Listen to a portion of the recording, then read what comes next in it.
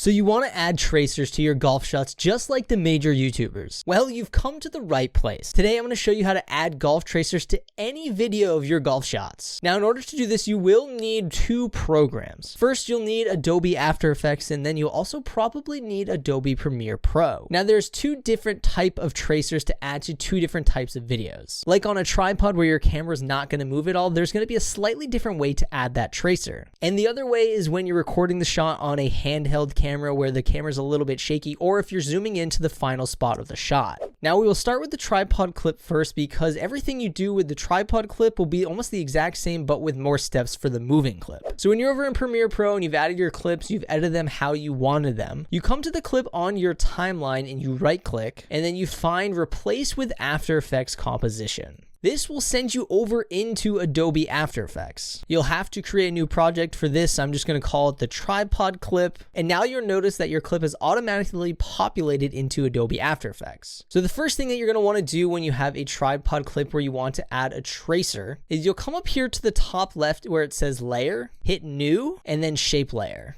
This will create a shape layer on your timeline down below. Now come up to the very top and grab this pen tool. And you also want to make sure that this Roto Bezier right here is checked. And now what I like to do is I like to swipe through my timeline to right before I impact the ball. So I'm going to go right there. And I'm going to step back one frame. The way in After Effects to move frame by frame is actually page up and page down. So I'm going to zoom in on the shot and I'm going to click right onto that golf ball. Now what I'm going to do is I'm going to go probably a couple of shots forward to where I can still see that ball. And then I'm going to just click on that golf ball one more time. This will start the path of your tracer. Now, before you go any further mapping out the rest of the line, come down here, expand that shape layer, expand the contents, and then expand the shape. And you're going to want to come down to where it says gradient fill, and you're just going to want to hit delete to get that off of there. Now collapse that back down and then come back over here, grab your pen tool again.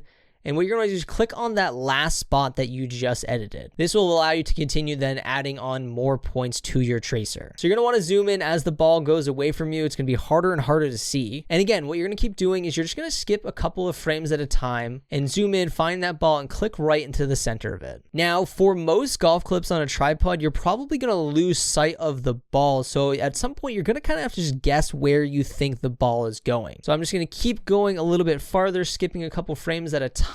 And as you can see, as it gets farther and farther away, it gets harder and harder to see that little ball, but I can still see it right about here. And if you zoom out, you can already see you kind of have a good little flight path going. Now I'm going to go until I almost can't see the ball anymore, which is right about here. So now that I lose sight of the ball into the clouds, this is where you're going to kind of just have to guess where that ball is going to go. Now there's two ways to do this. Normally I kind of weirdly remember where most of my balls land even after a round. But if you're recording an entire round of golf, just skip to the next clip that you recorded and see where it is on the golf course, and then just kind of map that tracer to land roughly where it was on the next clip. So for this, since I kind of lost the ball, I know that it ends up right about here. And it still is going to probably go pretty high because this was a 6-iron. So I'm just going to say that it's going to start going like this. And then it's going to start to peak over. And you can go back afterwards and adjust where these markers are. So I'm going to zoom out. I know I'm going to land right about here. So I'm going to put it down right about here. And then I'm going to come back on this line and probably add a spot or two, just so it looks more natural. Now, once you finally have your tracer complete, we have to animate it. So come down here, expand your shape layer, and come into stroke. Now, the first thing, this is going to be where you're going to stylize the tracer a little bit. I like to change my line cap from butt cap to round cap. Now, for the stroke width, you can change this from 2 to kind of whatever number. I like to start at 15 and then kind of go up from there. A good way to adjust the stroke that kind of looks pretty decent all the time is zoom in really close on your golf ball and then make your stroke width just a little bit smaller than the width of the golf ball. So I think 35 is pretty decent. I can actually even come in here and just adjust this a little bit. Next, what you're going to want to do is you're going to want to come down to where it says taper, expand that open, and then where it says end length, you're going to want to draw that to 100%. What this is going to do is you're going to see it kind of makes the beginning start wide and then it fans out to nothing. But we don't want it to totally fan out to nothing. So we're going to go back to end width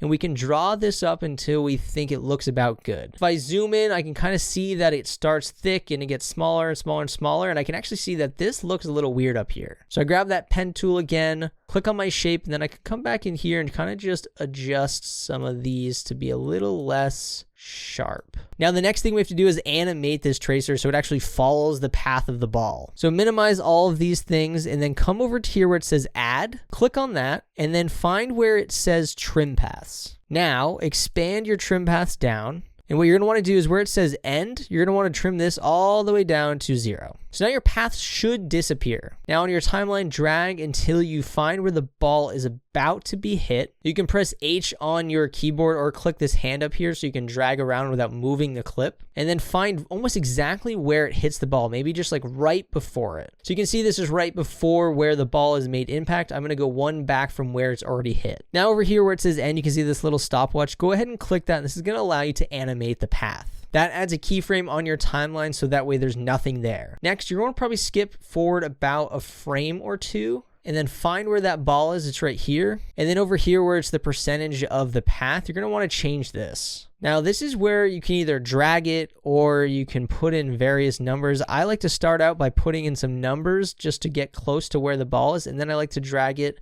to roughly where the ball is. This doesn't have to be exactly like if it's covering the ball a little bit or if it's just behind, like it doesn't have to be 100% perfect, because think of how fast this ball is moving. When it plays back, it's going to be smooth anyways. So what I like to do is I like to skip forward about 3 or 4 frames at a time, and then I'll come back in here and I will adjust the path to match up where the golf ball currently is. And then again, I'll just keep skipping forward a couple of frames, dragging this back up, and then making sure it's basically on the ball or just behind it. And if you want to look at your progress, just drag back, zoom out, and press space to play it, and you can see that it already kind of matches the ball. So now just keep doing this until your entire path is completed. Now where it gets tricky is when you can no longer see the ball. You kind of have to, again, guess where you think the ball is. This part is where it becomes quite time consuming to kind of guess where the ball is and make it actually look nice and smooth. So really, you're just gonna kind of have to play with it until it kind of looks nice and smooth. Now you notice right here where it kind of just speeds up really quick. So what I'm gonna do is I'm gonna drag that keyframe farther out to make this longer. And now that definitely plays a little bit smoother. And after some serious playing with it, you'll get something that looks like this. Now when I play it back, it actually looks pretty smooth. Now you can stop right there and you have a fully traced clip, or you can add a couple little stylized features to it. Now the first thing I like to do is I don't love how this looks where it just starts, and I kind of like if it were to fade in. So what I do is I come to my shape layer, I right click, I hit mask, and I hit new mask. Now in my mask settings, I'll expand that, I'll hit invert, and then I will drag my mask down to be way farther down. Something like that, and you can see how it's just abrupt. What I'll do to fix that is I'll just feather it. Then I'll drag this to adjust. And now you can see if I were to play it back that it starts out faded like that. Now there's a lot of other things that you can do to this. You can add cool effects like the glow effect. You can add a drop shadow. You can even make it change colors, but I'm going to let you go ahead and figure that one out on your own. So now what you should do is come up here, File, Save, and then you literally just exit out and you go back over into Premiere Pro, and your clip will already be linked in there with the shot tracer. Now, if I go ahead and play this clip, you'll see that I added my shot tracer into my Premiere Pro clip. Now what we're going to do is we're going to go ahead and jump over and do the moving clip. In Premiere Pro, go ahead again, right click and hit replace with After Effects. I'm just going to name this one the moving clip. Now the first things first that you're going to do is you're going to click on your clip over here on the right side where it says tracker, click on track camera. Now you're going to see up here in the top left that it's going to show the progress of it tracking. This is going to take a little bit depending on how fast your computer is, or it could take really not that much time at all if you have a beast of a computer. And once it's done, you'll notice over here on this 3D camera tracker, when you click on it, all these little points show up. So what you're going to want to do is you're going to want to scrub through your timeline to where the ball roughly ends. So if I zoom in on this, I can see the ball, luckily on this clip, all the way ends right about here. What you're going to do is find one of these little guys, but find one that stays there the entire time. And what I mean by that, if you watch right here, watch this red X right here. That red X stays there the entire clip. It does not go away. So that's a good point. I want one near the end, but also one that doesn't disappear. So once you get that, click on it, right click and hit create null in camera. Then you'll notice this little box appears, and then you'll notice this track null also appears. Now what you want to go ahead and do is go up to layer, hit new layer, and create a shape layer. This is going to be where it starts to be very similar to the tripod clip. Now before you do anything else, what you want to do is come down here, click on this little squiggly thing, and make sure that this is tracked to your track null. And then also come down here and see this little box that's not clicked, click that so it shows this little 3D icon. Now these two will be linked together, so when you create your shot tracer, it will link with the 3D world and it will actually stay in place. So go ahead, zoom back out and find where that ball is about to be hit, which here's where it's hit, here's where it's not. So I'm going to go ahead and click on this shape layer. Then I'm going to go ahead and click on this little pen tool. And this is going to be exactly like the tripod clip. You're going to trace the line of the ball all the way until it disappears or where it ends. So I clicked on the ball. I'll skip forward a couple of frames. I'll click on the ball again. And then before I go any farther, I click on the shape layer, contents, shape, delete the gradient fill, and then come back in here, and then I keep going along with my line. Luckily, this clip, the ball is very visible throughout the entire shot, so it makes tracking it very easy. So now that I have my line and I come back to the beginning of the clip and I hit play, you'll notice that the line is there the entire time, but it actually stays in the clip and doesn't move. So now this is where you're gonna wanna come back into your stroke. You're gonna wanna adjust that again. I changed this to round cap. This really depends on what you want. I'm gonna start with 30. That's way too big. Let's go ahead and bring that down to like 15. Now I'm going to find right where the ball is hit. And I'm going to adjust this stroke width to be roughly the size of the ball, give or take. And then you're going to come in here into taper. You're going to want to change the end width to 100%. This will make the end very small. And then in the end width, you're going to want to just bring that up to a number that you think is comfortable. I like to go to the very end of the clip and kind of just make it a little bit smaller and try. I mean, it's going to be hard to get it to be exactly the size of the ball because the ball is going to be so small, but I like to have it be a nice taper off at the very end. So now that you've adjusted your stroke width, you've adjusted your taper, again, you're going to come over here and you're going to want to hit add trim paths. And this is the exact same as before. You're going to want to go ahead and change this end to 0%. Find exactly where the ball is about to be hit. So the ball is already hit there. I'll jump back a frame to where it's not hit. I'll click on the stopwatch, and then I will go ahead and I will trace through the entire clip like I did with the tripod shot. All right, now you can see that I've gone through and I've traced the entire clip, adding my keyframes where I need it to follow the ball. So if I zoom back out and I press play, you'll see that I have a trace line and the line stays within the clip. And again, you can go ahead and you can stylize this however you want, add in a mask at the beginning, add some cool things. I'm going to show you one quick way that I like to stylize the shot tracer. So first things first, what I'm going to go ahead and do is I'm going to come over here, click on my shape layer. Then I'm going to go up to here to where it says effects. And then I'm going to go to where it says stylize. I'm going to come down to where it says glow. Now, if I zoom in, I can see this is just kind of how it comes naturally. And you can adjust the glow settings however you want. So in effects, glow,